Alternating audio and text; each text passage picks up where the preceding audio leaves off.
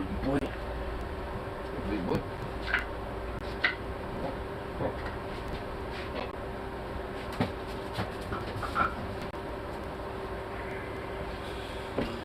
Forgot to fucking...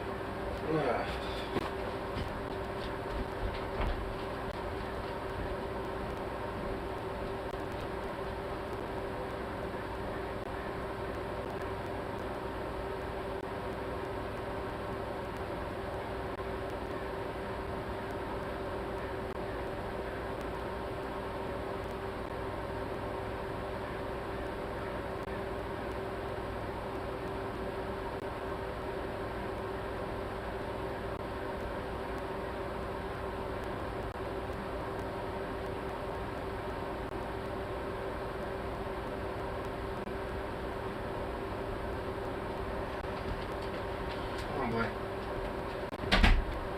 Come on.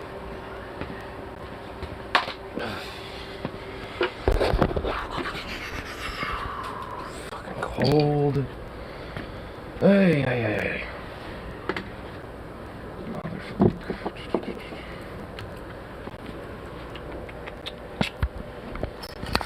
Oh, motherfucker.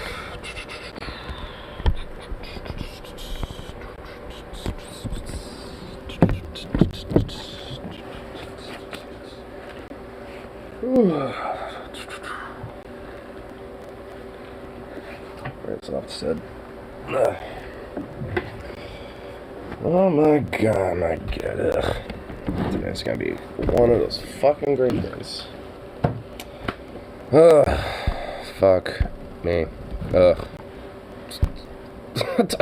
just want the day to be literally over.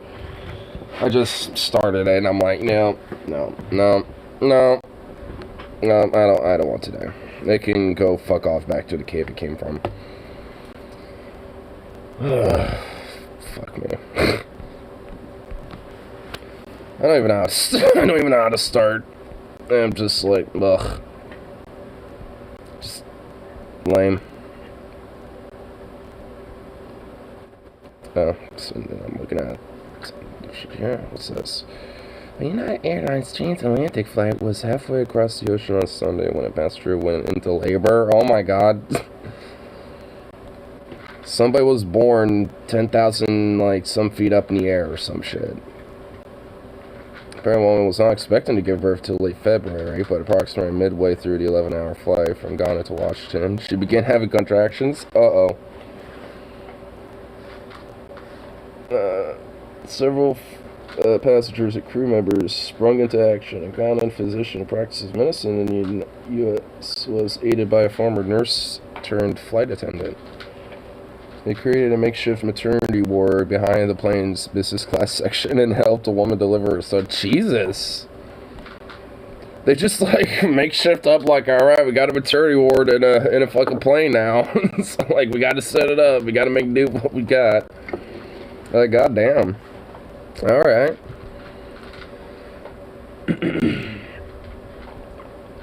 That's fucking nuts.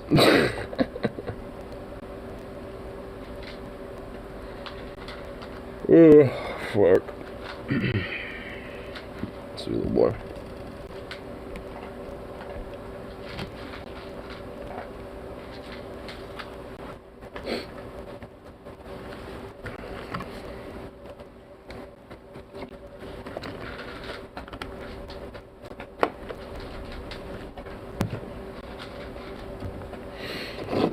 Do.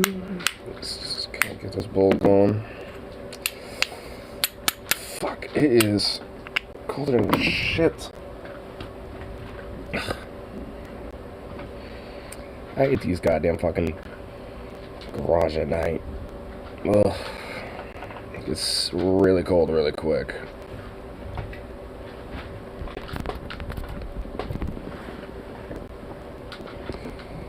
Then it just stays cold for quite some time. It doesn't actually boost up in heat.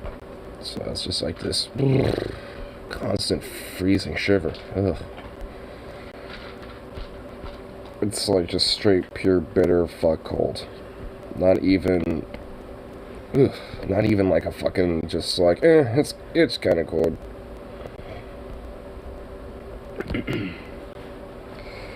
Let's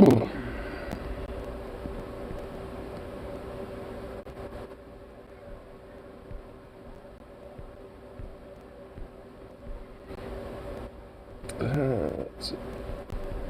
Yeah. Not much going on right there. This for now.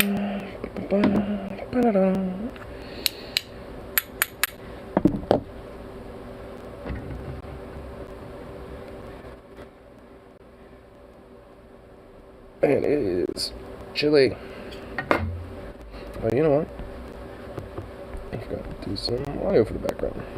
At least for the time.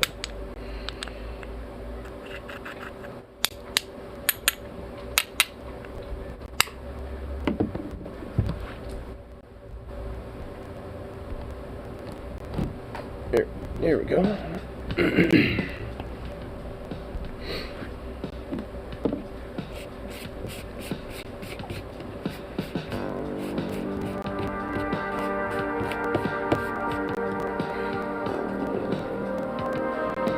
Hey, what you getting into? Oh. You actually broke down a chunk of that bone. You boy.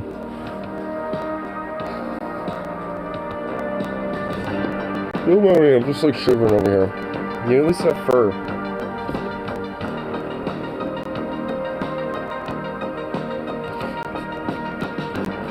You at least got the fur, buddy.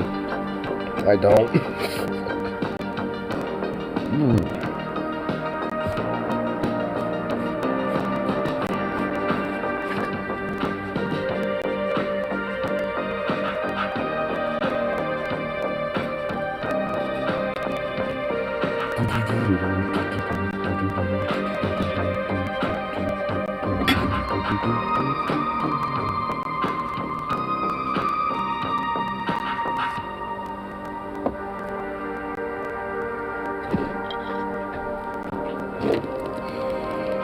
Alright, let's get this first bowl load up. Definitely can use it for the bear.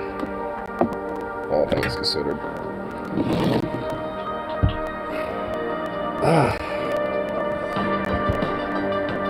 I just wish it could start warming the fuck up already.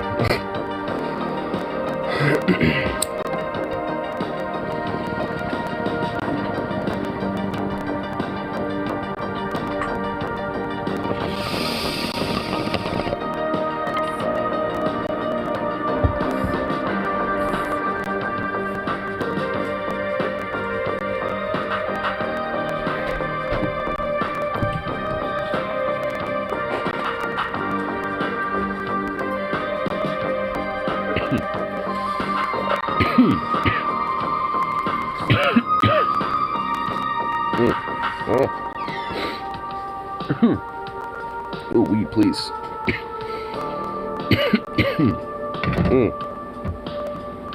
Weed, please.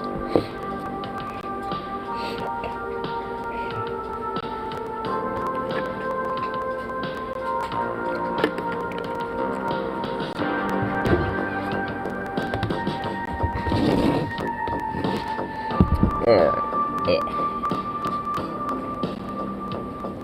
Man. Today will suck.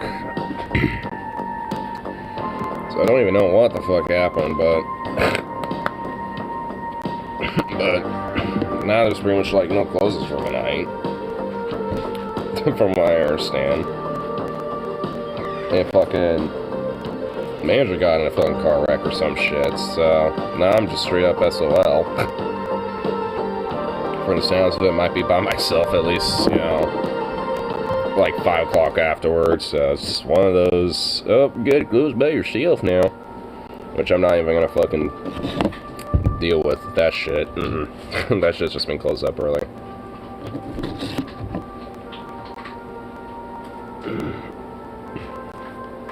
Like, sure shit ain't gonna be dealing with the absurdity of, like, having to deal with a bunch of rushes while at the same time having to try to fucking close that shit up. Not happening like that.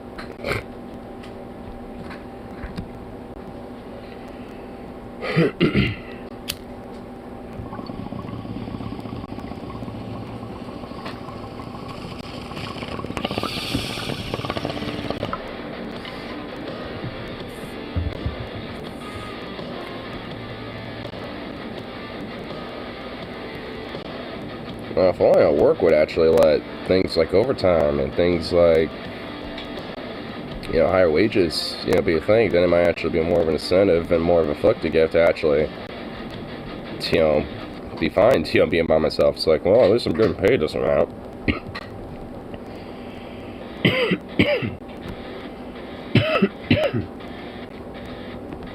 Because it's fucking stupid.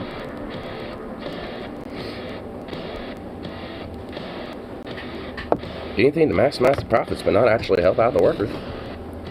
To make it a little bit more cohesive and better when it comes to how, the fucking company runs and how it's functioning.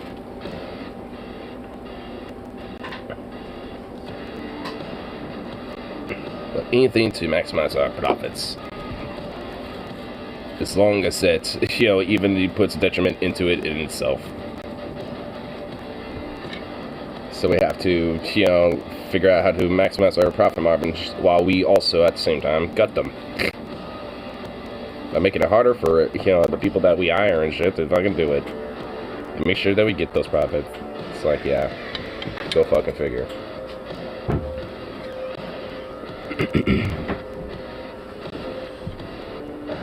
So, I mean, one thing that I find pretty funny is that there, also this whole, like, customer service thing, especially for a place like a grocery store, you'd think that would matter.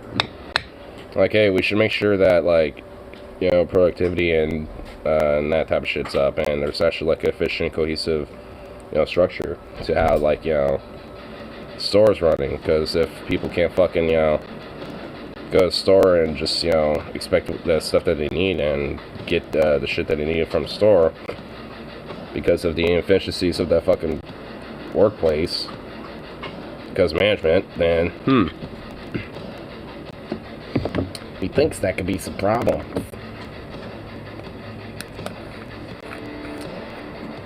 Because those people are not going to go to the fucking store and go somewhere else and go buy groceries elsewhere and just fucking, not go boosting in on those profits and shit that these management also cares about. So they'll be like, oh, well, instead of doing like more things on sale and things like that to try to get people to come in and buy stuff, we'll fucking just, not do that. We'll cut off different sale prices, so like certain things, aren't on sale on certain days anymore. Which is fucking stupid. Because it's totally gonna coerce people to come in and, buy food and stuff. It's like, hey, do you got that like $5 chicken thing going on still today? No, we stopped doing that. Okay, thank you, bye. I wonder why that happens. It's not because, hey, I have to pay the, it's like, I'm not paying the, sell price anymore. Well, I'm not gonna buy it, because it's like, it's not worth the price. I mean, duh.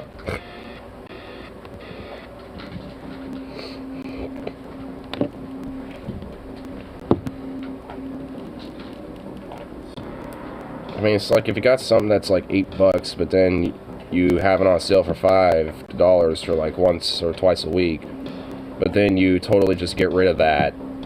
Like, no one's gonna come in, to get those things.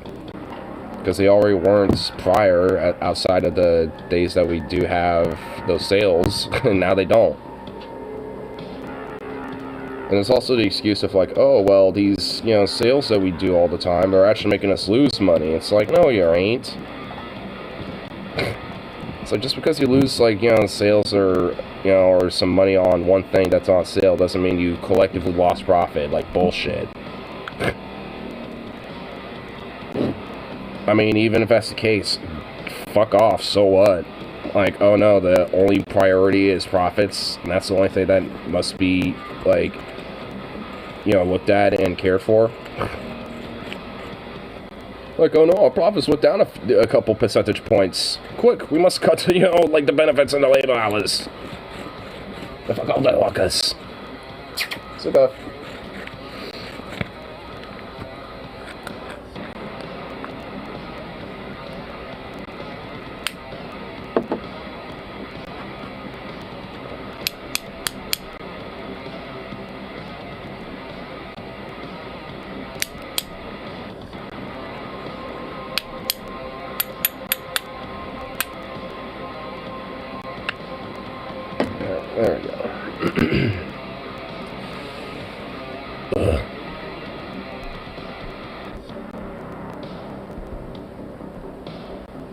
And this work today is gonna be fun. This is gonna be a fun work day.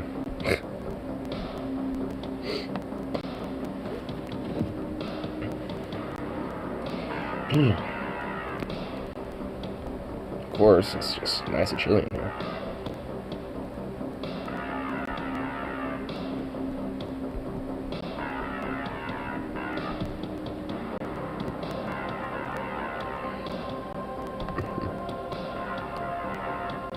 What's this little thing about? 5 inspiring Black American heroes you might not know about, but should. Let me guess. Is Bessie Coleman, the Harlem Hellfighters in there? And, there's like someone else I'm familiar with. These are a number of hidden heroes that I rarely discuss classically. That's taught one side perspective. Yeah. Chris Parks, Jesse Owens, Spiders, and from the page, why something like this? Oh, who's the 5? Oh, the first one is the Harlem Hellfighters, of course.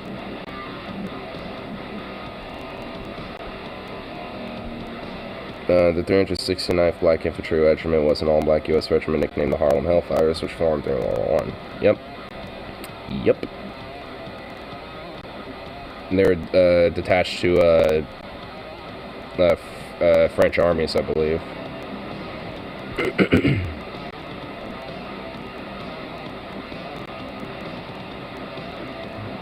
Though the unit lost 1,500 men and only received 900 replacements, the Hellfighters were the first unit of the French, British, or American armies to reach the Rhine River at the end of the war. The Hellfighters received their formidable nickname from the Germans, holdin, which German translates to Hellfighters. Because most of the unit hailed from Harlem, New York, the name stuck.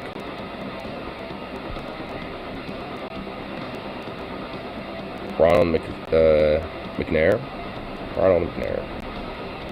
was a 9 in South Carolina librarian told him he could not check out books from a secret library, and refusing to leave. Determined, McNair sat in the counter while the librarian called the police, as well as McNair's mother. Geez, so Ronald's mom and the police were just like, and the librarian were just like, now we're calling the cops, like both of them did.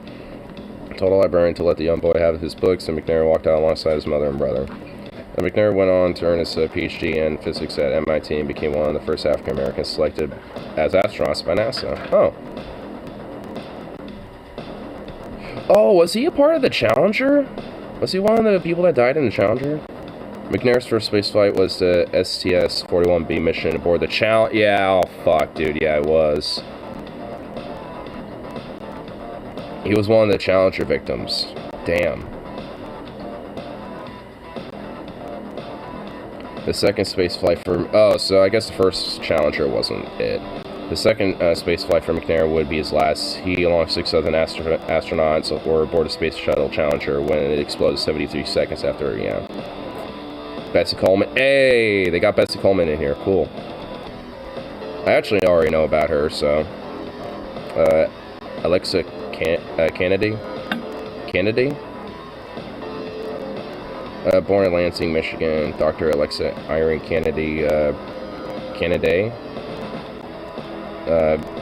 broke both gender and color barriers when she became the first African-American woman neurosurgeon. Cool.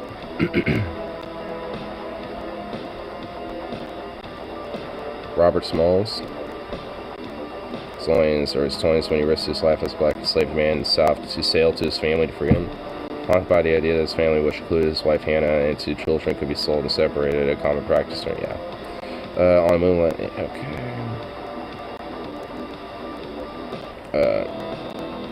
Smalls, an enslaved black man, and a crew of fellow enslaved people stole one of the Confederacy's most crucial gunships from the wharf in South Carolina. Nice, based.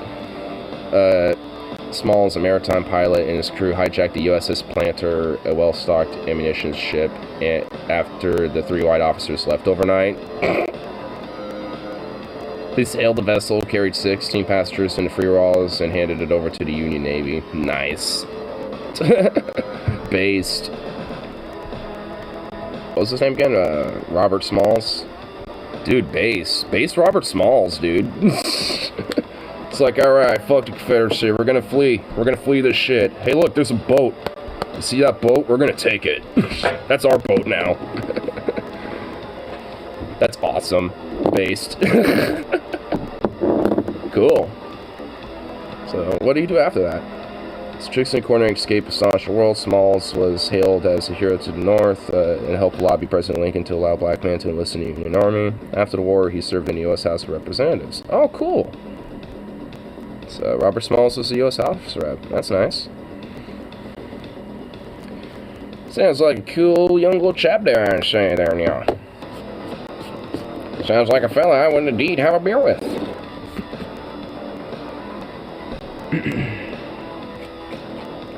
I'm honestly surprised it didn't put Lucy Parsons in there. She was an enslaved, she was like part, black and, part white, and she had enough of a complexion to look like she was Hispanic. So she went as Lucy Parsons, or, Lucy Gonzalez Parsons, as kind of a synonym. Because she, she was kind of ashamed of her, like, being wedded and being born into, like, a, half white, half black, enslaved family, But over time, she eventually accepted it. But, during especially her peak of her life, being a labor agitator, she kind of took the synonym of being born from a Native American and a Hispanic family who lived in Mexico and then moved. So she kind of did a different little synonym for a while, and considering some of her name already, was able to kind of easily get away with that, and no one really noticed. So it played out pretty good for her, actually.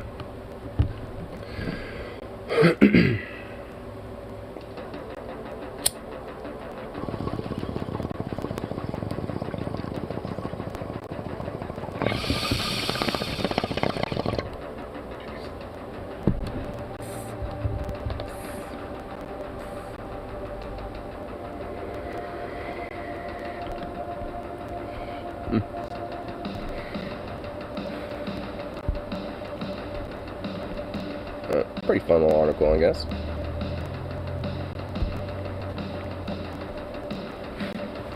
I've inspired black people of history that you might not know about. But I already know at least 2. Well, I guess 3. There's a third dude I was kind of remembering, but that was McNair. Because of the Challenger. But, yeah. Didn't know about Kennedy, though. Or Smalls. So, that's bullshit. I'm gonna look into more about Robert Smalls, though. That guy sounds awesome. He sounds based.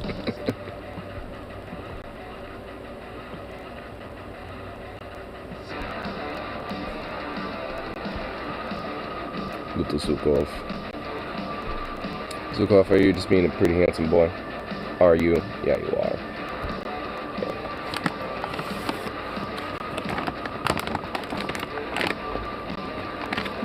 Up. You can't use me as support, bro. Up. Hey.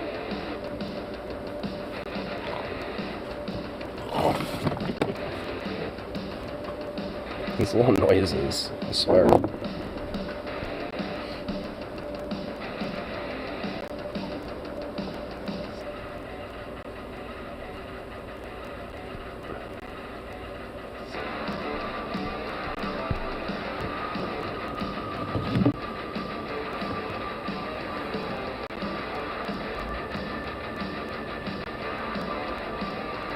Look at that little tail go.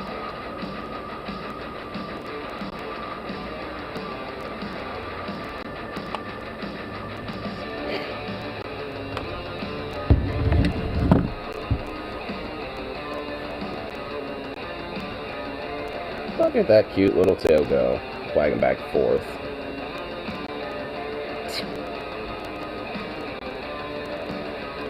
You need to stop being so damn cute.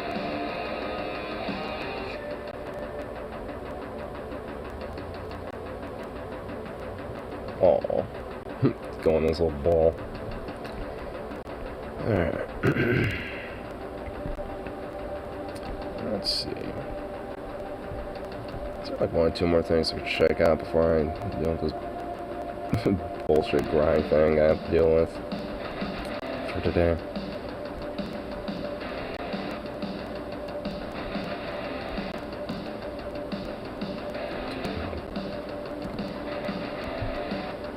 And let's see.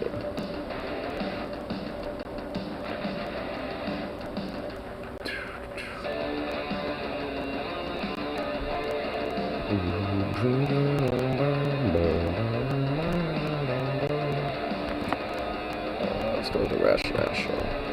What are humans support? So, still what one of these two are doing.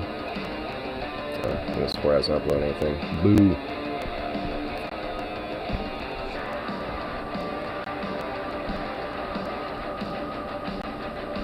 Huh. Rational National actually uploads some stuff. What you got? What you got, buddy? Ancient human rights group exposes Israel's 4 times in human rights violations. Oh wow, color me shocked. Israel does that to themselves. Judaism was the center of my life. The first time I went to spend time with Palestinians in the West Bank, it was a shattering experience. The human rights group Amnesty International have released a devastating report on Israel. So in this video, I will explain what this report says. I will explain what apartheid is. I will show you a couple of clips to help explain what is going on in Israel, and also some reactions from politicians. So first here, a quick summary of the report before I dive into it. This is the tweet from Amnesty International saying, our official new report looks at the decades-long suffering of Palestinians under Israel's rule. We've concluded that Israel's treatment of Palestinians throughout Israel and the occupied Palestinian territories amounts to apartheid. Read for yourself. So again, as I do with... Amnesty International is honestly not telling us anything we don't know about. How about Biden's potential Supreme Court pick being anti-labor? Yeah, I saw that. Of course.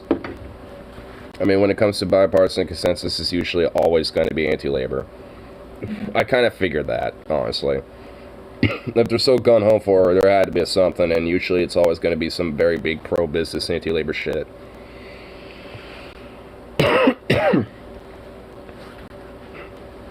So, you know, it's just like... I mean, that's why, like, this whole fucking, like, DNC, like, Democratic fucking, like, pseudo-progressive bullshit of just like, hey, you know, we're, you know, like, totally, you know, gonna not commodify the, you know, the social justice movements, like, you know, BLM or, like, the LGBT, trans issues, etc.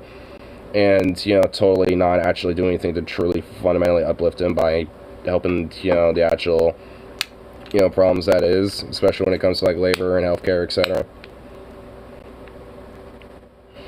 For any other fellow candidates, again, parties beyond saving. Yeah, their party has been beyond saving. And honestly, like, anyone, especially if they, you know, call themselves left, still supporting that shit, they're just fucking loons. Or just beyond naive. It's like, they're either beyond naive or just, like, loons that are actually just libs that, you know, want to call themselves lefties, but aren't. So... Which honestly, I think now we're, you know, it's like we're kind of seeing, you know, who's who on that type of shit a little bit when it comes to these things. Because there's definitely, like, because I was checking out some of the, like, Vosh Kyle thing of them talking about, like, the whole Ukraine-Russia thing. And honestly, it's like listening more to Vosh specifically, like, the more it sounded like he was just basically saying neocon, warhawk, fucking shit, just straight up. It's like, oh, some leftists you are when you're just basically parroting neocon warmongering shit, but just doing it in like a Gen Z style, like, you know, Zoomer bro lingo. It's like, yeah, gee. Like I said, like, and honestly, I was able to, like, you know, kind of skim through at least the newest comments, you know, versus the top ones, and it's like, even other people have noticed that. It's like, it's a lot of the shit you seem to be saying parrots a lot of, like, you know, neocon fucking talk points when it comes to, like, warmongering and shit. There was at one point where he was unironically, like, you know, saying, it's like, you know, what we're gonna do about the Russian question. It's like, what? It's like, are you memeing the JQ thing, or are you actually meaning that? Because that's, like, that's some very sus shit. Just straight up. The fucking Russian question. Like, when I heard that, I was just like, what? It's like, what the fuck is that supposed to imply? Because that can imply a lot of shit. Considering, like, the whole premise of ethnic group question. It's like, hey, we have a question about X ethnic group. And usually, especially when it's tied to, you know, people like Jews. Usually, the implications of what the shit means when it comes to asking things like that, usually is kind of implicit. And kind of self-explanatory, especially, you know, look at historical context of the shit. So it's like, are you saying a little, you know, a bit of the quiet part loud there, buddy? It's like, there's just such, like, hyper fucking pro-war hawking shit, and then while that's going on, you got, like, you know, anti-labor fucking Supreme Court shitbags, you know, being potentially pushed through. And of course, you know, anything that's actually, like, merited for, like, actual, like, leftism or, like, you know, progressivism and shit gets, you know, just stymied and just commodified into this gross capitalistic liberalism and shit. It's fucking absurd.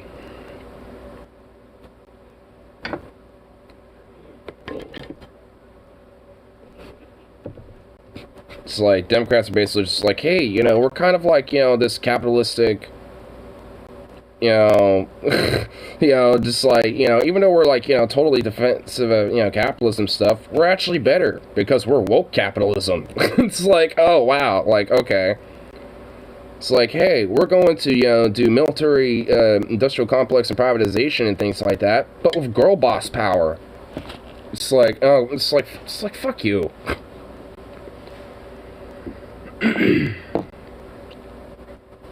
Number one priority is bipartisan support. I fucking hate this timeline. Yeah, same here. It's ridiculous. I mean, like, especially when it comes to Republicans and Democrats talking about any bipartisan support, like, 99.9% of the time, it's inherently bad. Just inherently, from just the get-go.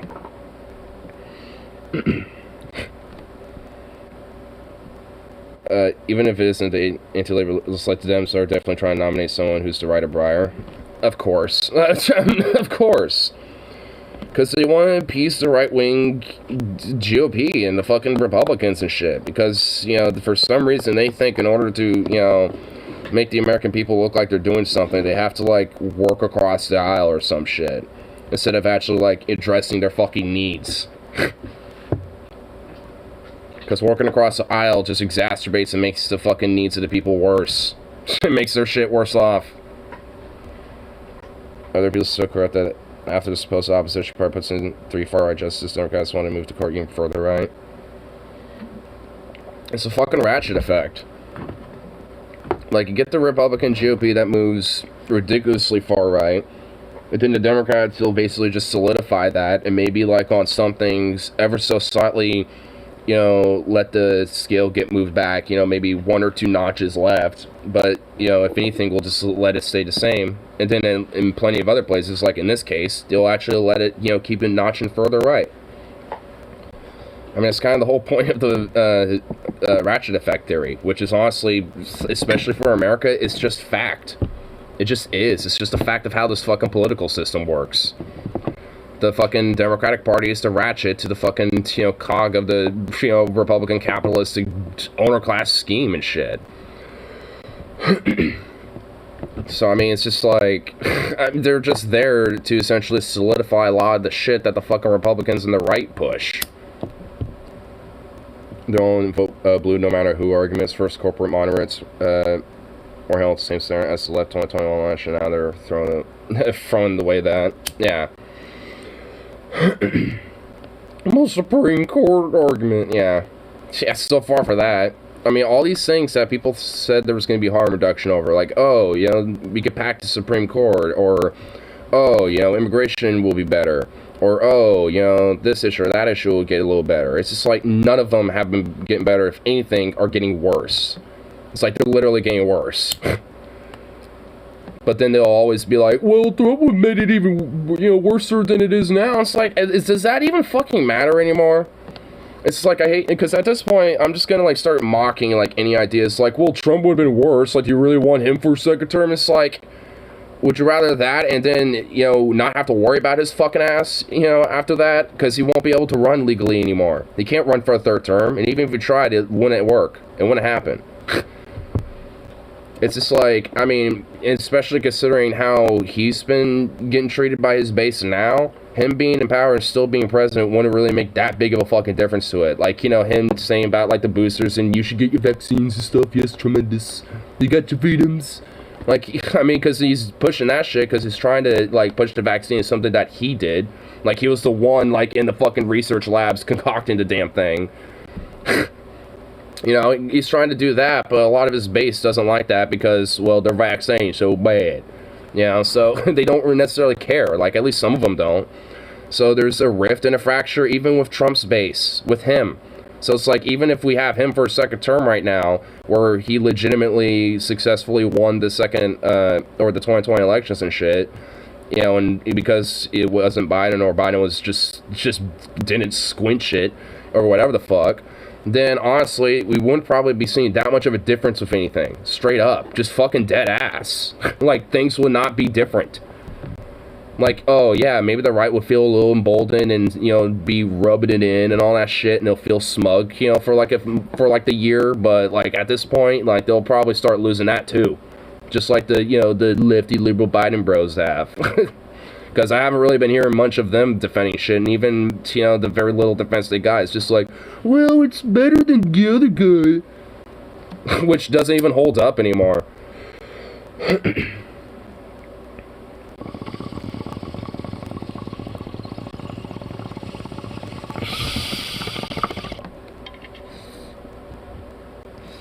Things would possibly be better even. The scam infrastructure bill would have failed. Maybe, yeah, honestly. And we're fucked up the way, like, you know, things actually would have been ever so slightly modicumly better. Just by, like, literally like a notch. Like half a notch. Inflation would have been blamed squarely on the GOP. Yep. And the economy, all the economic shit would have... They can't blame the Dems. Because they're not in power. There wouldn't be a way for them to blame them. Aside from just, you know, making themselves look more stupider and stupider every time they did it. Because they would anyway. They'd be like, oh, they're blocking all of our shit and this and that, blah, blah, blah. But it's like, well, because you aren't doing anything. They'll start suffering the same fucking shit that the Democrats have. Because now they have a fucking, you know, loyal base that wants to actually have shit done. And if they're not doing it...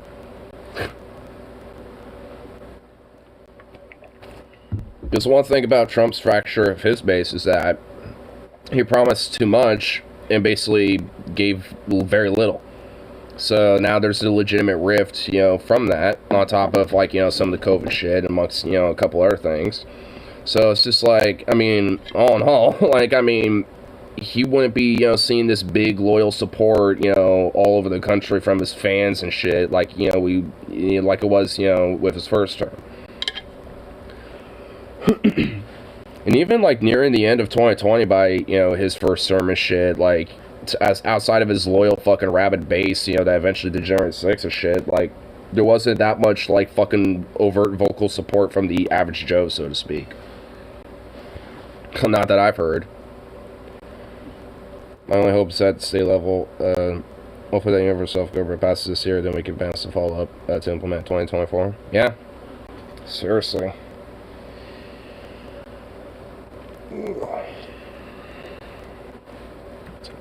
250, fuck. Ugh, man, today's gonna fucking suck. Got called in again. I was kind of bitching about it for, like, the first, like, 10, 15-ish minutes or whatever, but, like, oh my god. My manager got in a car accident this morning, apparently, so she ain't there today. Fucking, the clothes are called out, so there ain't none of that. And fucking, just, oh my god, today's gonna be a fucking nightmare. Like 1 hour. Well, yeah, but I don't want a day to be fucked up. I mean, you know, I want hours, but not with a fucked up day, you know what I mean? Like, oh man, today's gonna be shit. I mean, yeah, I mean, you know, I'm still gonna deal with it and blunt through with it, but, oh my god. Ugh. I'm not gonna enjoy it. I'm just gonna close up as early as fucking possible, and I'm just gonna be done when I'm done.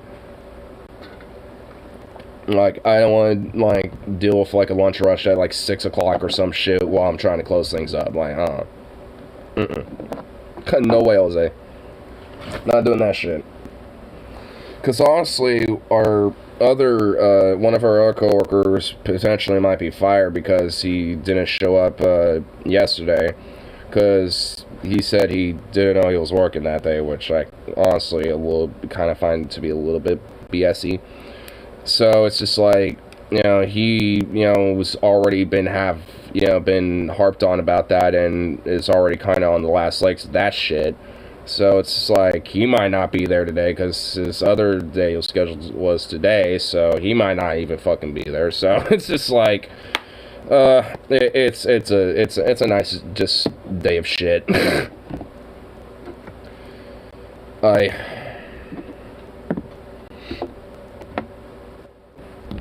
So it's gonna be a fun one.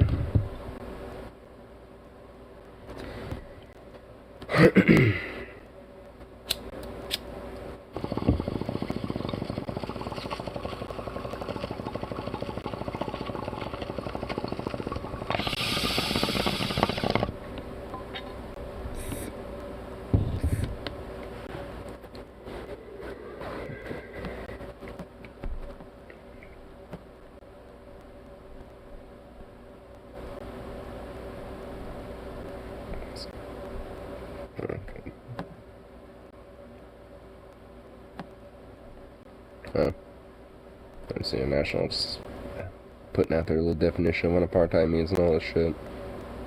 Yeah.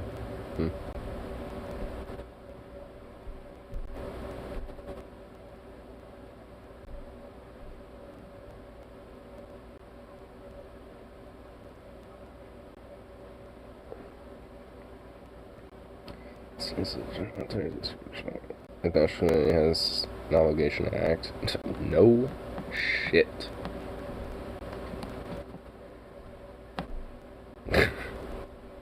I like how Amnesty International puts out this report that people have known for years. Literally for fucking years. Like, this has been going on for, honestly, for like decades, but it's exceptionally ramped up, even, you know, exceptionally so within the past decade. So it's like, no fucking shit. Of course. Well, it's sad but true. It's not new under the sun.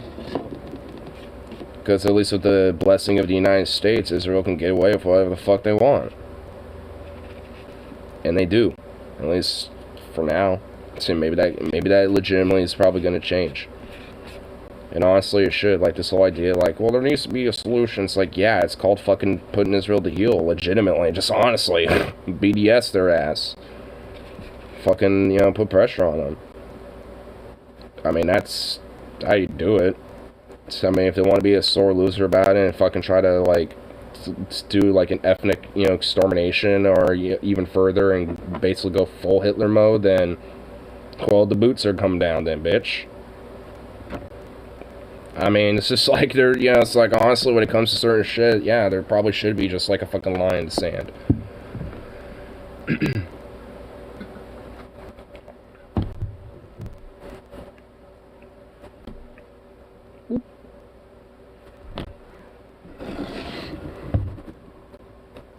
But anyway, I'll get this last little ball smoked up. Head to the fucking nightmare I have to deal with. Oh god.